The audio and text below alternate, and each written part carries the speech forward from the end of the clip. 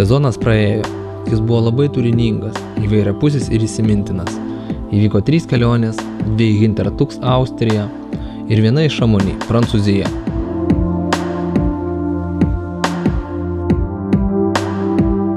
Kiekviena iš jų buvo ypatinga. Susipažinome su naujais keliones ir kalnus mylinčiais žmonėmis. Taip jau išėjo, jog kas kartą keliavo ir po vieną pradinuką. Visi 3 naujokai, 2 naujokės ir 1 naujokas išmoko slidinėti. Lygis pradinis, bet pagrindai yra. Toliau jau nuo jų priklausys, kiek jie norės tobulinti savo įgūdžius. Visose kelionėse turėjome didelį būrį freeride pradedančiųjų. Žmonės puikiai slidinėja, visos trasos yra įveikiamos, tačiau užtrasėms reikia naujų įgūdžių. Pirmos kelionės metu Ramūnas išbandė freeride slides ir objektyviai galėjo įvertinti bei sulyginti su savo turimomis lenktyninėmis. Gerardas jau turėjo patirties užtrasėse. Jis net slides tam reikalui yra įsigijęs, taigi jis tiesiog mėgavosi nusileidimais puriu sniegu. Beje, kalbant apie purų sniegą, tai jo mažiausiai buvo Chamonix. Pasak gido, tai 2 savaitės prieš mūsų kelionę praėjo didžiulė audra ir pūga, kuri nupustė visą purų sniegą. Liko tik kaulo kietumo senas. Vėjo, slėgio ir sniego kompozicijos buvo įspūdingos. Net sunku įsivaizduoti, kokias formas sukuria šie 3 gamtos reiškiniai, veikdami kartu. Tiltai, arkos, perėjos ir daugybė kitokių formų. Šiuolaikinės architektūros mylėtojams tiesiog prieš akis pateikia pati gamta. Žmogus neturi tokių kūrimo galių.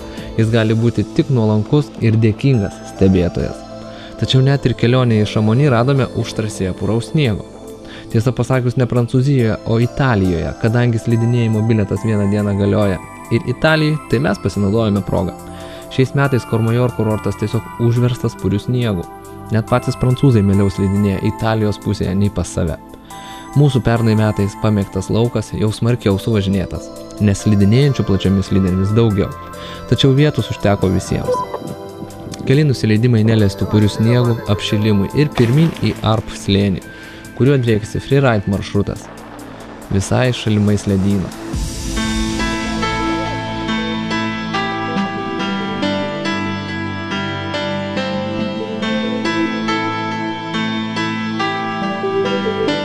Nuostabus oras, įspūdingi vaizdai, smagi kompanija, nieko daugiau nereikia. Prieš kelionę Delfyje perskaitėme, jog italai ruošiasi smarkiai kovoti su užtrasės mėgstančiais slidininkais. Tačiau Courmayeur kurortas išlieka draugiškais šią veiklą mėgstančiųjų slidininkų atžvilgiu. Žmonės yra informuojami, kur galima, o kur negalima slidinėti. Nuostabus maršrutai su įspūdingomis panoramomis yra atviri. Žinoma, reikia žinoti pagrindinės saugos taisyklės.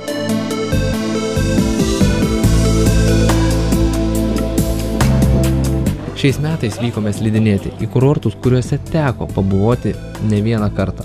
Dėl to truputį nuogastavome, kad gali būti neįdomu, nuobodu. Tačiau taip turbūt būna tik slidinėjant trasomis, nes jos nekinta ir kiekvieną sezoną būna vienodos. Tuo tarpu, jei pagrindinis dėmesys yra užtrasėms, tai kurorto pažinimas suteikia daugiau privalumų nei trūkumų ir galimybių tiksliau ir greičiau pasirinkti tinkamą šlaitą pagal esamas oro sąlygas. Tuksė žinoma ir lengvai pasiekiama užtrasė leidžia mėgautis puriu sniegu, net jei ir matomumas prastas, jei sninga ar užėjusi migla.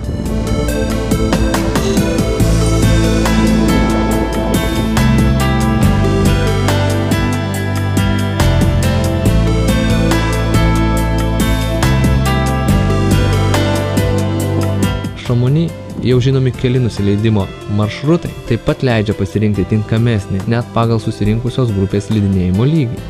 Šiais metais į mūsų išbandytų maršrutų sąrašą įtraukime dar kelis ir visi jie tik Grand Monte.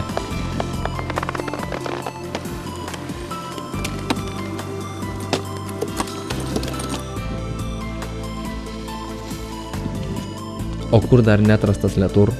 Šiais metais pirmą kartą vykome į šį kurortą šviečiant saulė ir galiu pasakyti, jog jis yra puikus prieskonis prie Chamonix užtrasės kokteilio. Net ir puraus sniego stokojančios užtrasės Letour viršūnėje atskleidė vieną šlaitą, kuriame galėjome panardinti savo slides iki batų baltame patale. Vėliau smagus nusileidimas tarp medelių. Linui, kuris čiuožė su snieglente, kai kurie traversai nepatiko, bet visus sunkumus kartu įveikėme sėkmingai, parsiveždami tik nuostabius prisiminimus.